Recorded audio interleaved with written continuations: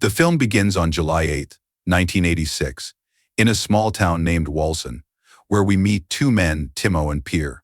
They are in Pierre's apartment, watching a video of a young girl.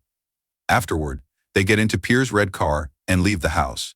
They soon spot a young girl named Pia riding her bicycle, which inspires Pierre to come up with an idea. He reverses the car and starts following her through a secluded wheat field. Once he confirms that no one is around, Pierre exits the vehicle. However, the girl quickly senses danger and realizes that he intends to harm her. Unfortunately, he catches up to her and begins to assault her in the wheat field. Timo, horrified by the scene, clearly disapproves of what is happening but does nothing to intervene.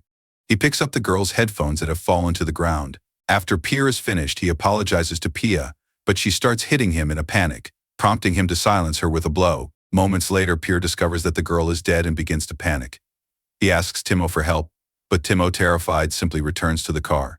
Pierre then places the girl's lifeless body in the trunk and discards her bicycle in the wheat field. They drive away from the scene, but before leaving, Pierre instructs Timo to dispose of the headphones. A few days later, we see several children playing in a park where Pierre works as a caretaker. While cleaning his car, he notices Timo in the distance, carrying a backpack. Pierre tries to approach him, but Timo immediately boards a bus and leaves, clearly traumatized by the events he witnessed and wanting to escape. The scene shifts to 23 years later, where we see a woman named Elena jogging. She arrives at the wheat field, where a cross marks the spot in memory of Pia's death. It becomes clear that Pia was Elena's daughter, who was murdered in 1986. Meanwhile, in the same town, a couple is angrily confronting their teenage daughter, Senika. Senika has been reported for skipping school multiple times. Her furious father demands to know why, but Senika defensively claims the school is lying. She curses her father and storms out, saying she needs to go to tennis practice. After riding her bicycle for a short while, she calls her friend Marie to arrange a meetup. The scene then shifts to a detective named David, who arrives at the retirement party of his superior, Christian. David appears less than thrilled, and it's revealed that he has recently lost his wife to cancer. In another scene, Senika arrives at an amusement park to meet Marie. She leaves a voicemail for her parents, saying she will spend the night at Marie's and won't come home. However, as it gets dark, Marie still hasn't arrived, causing Senika to become anxious. She leaves another voicemail for Marie, indicating she'll go home if her friend doesn't show up soon. We also see someone watching her from a car. Meanwhile, after the party, Christian takes David to the police station and hands him a case file he was unable to solve. It details the assault and murder of an 11-year-old girl named Pia, whose body was discovered days later in a nearby lake. A boy had reported seeing a red car in the area, but the police never found the perpetrator. David notices that the incident occurred on July 8, the same date as today. In the meantime, Senika returns home after her friend fails to arrive. The car from earlier continues to follow her, and at one point, she stops and turns around to see what's happening just as a man exits the vehicle. Eventually, we see him tossing her bicycle into the same field where Pia was murdered. The scene shifts to Timo, who now works as an architect and has a loving family. After a long day at work, he returns home and checks on his daughters before going to bed with his wife, Julia. The next morning, David is jolted awake by a sudden phone call. He soon arrives at the wheat field, where he meets his colleague Jana and their new boss, Matthias. The police have discovered Senika's bicycle in the wheat field and are concerned. At Senika's home, her parents still believe she is safe at her friend's. Later, we see Timo enjoying a house party with his children, but his attention is drawn to a news report. The story reveals that police found a girl's bicycle in gym. The news report reveals that police have found a girl's bicycle and gym bag in a wheat field, suggesting a pattern similar to Pia's case. Upon seeing the report, Senika's parents recognize her bicycle and start to panic. Timo, shaken by the news, steps away from his family to process his feelings. Meanwhile, David and Matthias are at the largest lake in town, where Pia's body was discovered years ago. They have brought a diving team to search for the missing girl, but unfortunately they find no signs of her. Later, the police visit Senika's distraught parents. Matthias asks if Senika had a boyfriend she might have run away with, but her mother denies it. That night, Timo struggles to sleep, preoccupied with thoughts of the new missing girl. He recalls a flashback from 23 years ago when he was in a park, watching children play with water. Pierre soon joined him, and they introduced themselves. Their bond quickly formed, with their behavior indicating they were both attracted to children. Back in the present, a stressed Timo tries to enjoy time with his family. He secretly calls his boss to say he's sick and won't come to work the next day. After getting permission, he tells his family that he has a work issue requiring immediate attention. Promising to return tomorrow night, Timo leaves the house. Next, we see a man in a remote area returning to his car when he hears a phone ring. It's Sanika's father trying to reach her, but the man discards the phone. Later that evening, David is visited by Christian, who brings a box of old items related to Pia's case. Christian expresses his belief that the person responsible for Sanika's disappearance is the same one who killed Pia. He is convinced that Sanika is already dead and that her body will soon be found. Since Christian is retired and lacks authority, he asks David for assistance with the investigation. A flashback reveals Timo regularly visiting Pier's apartment 23 years ago. One day, during one of their hangouts, Pier mentions their shared attraction to young girls, making Timo uneasy. He initially denies it, but Pier insists he has videos they could watch. Timo becomes angry and tries to leave, but eventually changes his mind. Pier plays a disturbing video showing an adult man molesting a young girl. Surprisingly, Timo finds himself enjoying it. Back in the present, the police grow increasingly frustrated with the investigation's lack of progress. Jana pulls out some files and points out that a red car was reported near the scene of Pia's disappearance. She notes that another girl had also gone missing years ago, with a red car spotted nearby. Jana compiles a list of around 500 red cars registered in the area during the 1980s. Hearing this, David reviews Christian's old file, noting that many car owners have already been interrogated, leaving only a few for further investigation. In another scene, Timo returns to Walson and meets Pier, who still works as a caretaker in the same park. Pier is thrilled to see his old friend after so many years and invites him to his home. They sit awkwardly in the living room until Timo asks about the recent missing girl.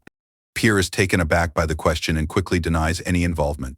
When Timo points out the similarities between the two cases, Pier brushes it off as mere coincidence. He insists that what happened with Pia was a one-time event and claims he hasn't done anything like that since.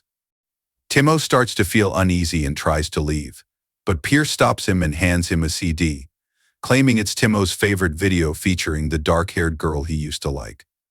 Disturbed, Timo rushes outside, clutching the CD.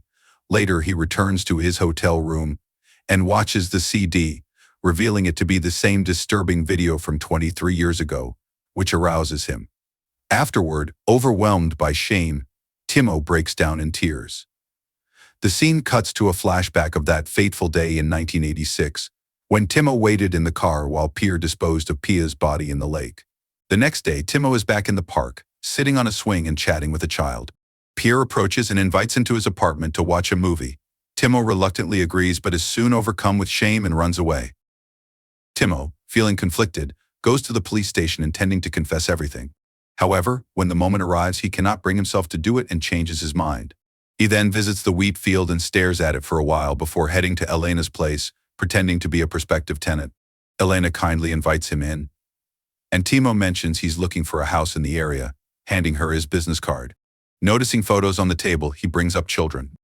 When Elena mentions that her daughter was murdered 23 years ago, Timo apologizes for bringing up such a painful memory. After a brief conversation, he leaves, only to break down in tears once in his car, which Elena observes from her window. Later, Christian arrives at Elena's house, revealing they are in a relationship. She tells him that the man who killed her daughter was just there and hands him Timo's business card. Meanwhile, David and Jana continue their investigation, interviewing men who owned red cars in the 1980s. David receives an urgent call and must leave. Meanwhile, Jana visits Pier's home alone to request a conversation. Timo, on the other hand, arrives at the lake where Pia's body was discarded, sitting in silence. He receives a call from Julia, who is upset that he hasn't come home in 3 days. Julia reveals their daughter has fallen off the trampoline, prompting an emotional Timo to ask to talk to his daughter. Just then, Julia tells him that someone is at the door and abruptly hangs up. It turns out to be David and Christian, who have arrived to interrogate Timo.